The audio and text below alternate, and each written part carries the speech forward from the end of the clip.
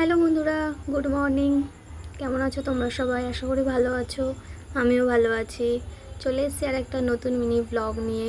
আশা করি তোমাদের সবার ভালো লাগবে। তো ঘুম থেকে উঠে গেছি, উঠে ফ্রেশ হয়ে গেছি, তারপর চলে এসেছি আয়নার সামনে। সকালে যে আমার স্কিন কেয়ার রুটিনটা থাকে সেটা করে নিলাম। একটু টোনার লাগিয়ে নিয়েছি আর একটু সানস্ক্রিন লাগিয়ে নিয়েছি। আর আমি এটা হিমালয়ের সানস্ক্রিনটা ইউজ করি, আমার স্যুট করেছে আর মোটামুটি ভালোই, খারাপ না। এরপর ঘরের টুকটাক কাজগুলো সেরে নেবো, তারপরে যাব রান্নাঘরে। তো তার আগে ভাবলাম যে একটু বারান্দা থেকে ঘুরে আসি, দেখি বাইরের অবস্থা কেমন, বৃষ্টি হবে কি হবে না। তো এসে দেখছি বাইরে বেশ হাওয়া হচ্ছে, আর ওখানে দেখো কার যেন জামা কাপড়ও উড়ে গেছে। ওটা আসলে আমাদের রিনাদির জামা কাপড় ছিল।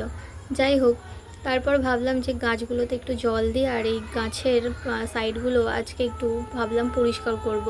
প্রায় দিনই ভাবে পরিষ্কার করব, কিন্তু হয়ে ওঠে না, ভুলে যাই, ওইদিকে কাজ করতে করতে ভুলে যায়। তো ভাবলাম যে দেখো ফুল টুলগুলো, আমাদের যে যত পুজোর ফুল টুল হয় এগুলো সব গাছের গোড়ায় দেওয়া হয়, তাতে গাছগুলো ভালো হয়। এখানে আছে তোমার তুলসী গাছ আছে, অ্যালোভেরা আছে, লজ্জাপতি গাছ আছে, আর একটা হচ্ছে মানি প্ল্যান্ট আছে। এই গাছগুলো আছে, তো এগুলোকে একটু পরিষ্কার করতে হবে, নাহলে দেখতেও ভালো লাগছে না। তারপরে আমি চলে এলাম ঘরে, ভাবলাম যে ঘরটা একটু হালকা করে ঝাড় দিয়ে দিই, কারণ একটু পরেই তো রিনা দিয়ে আসবে, এসে মুছে মুছে টুছে দেবে। তো তার আগে আমি একটু করে ঝাড় দিয়ে দিলাম। দিয়ে বাইরে এসে দেখি, বারান্দায় এসে দেখলাম ভীষণ পুরো কালো হয়ে এসছে চারিদিকটা।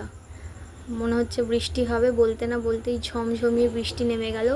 আর এই বৃষ্টির মধ্যেই আমি আজকে এগুলো সব পরিষ্কার করেছি, সেই ভিডিওগুলো করা হয়নি কারণ আমি পুরো ভিজে গেছিলাম। ভিজে ভিজেই সব পরিষ্কার করেছি, তোমাদের কালকে দেখাবো। আর এখানে দেখো তারপরে এলাম রান্নাঘরে। আজকে তেমন কিছু রান্না ছিল না, সেই জন্যই আমি ওইদিকের কাজগুলো করতে পেরেছি আজকে। তো আজকে রান্না হবে পমফ্রেট মাছ। আর পমফ্রেট মাছ আমাদের বাড়িতে এইভাবেই খেতে ভালোবাসে সবাই। এটা হচ্ছে ভাপা মতন হবে, মানে এটা কোনো রান্না মানে সেইভাবে কষিয়ে টষিয়ে রান্না হবে না, ভাপা হবে। এটা আমার শাশুড়ি মায়ের রেসিপি, ভালো লাগে খেতে। এটা টমেটো, লেবুর রস, রসুন বাটা, নুন, হলুদ এগুলো দিয়ে সব, তেল দিয়ে সব ম্যারিনেশন করা আছে।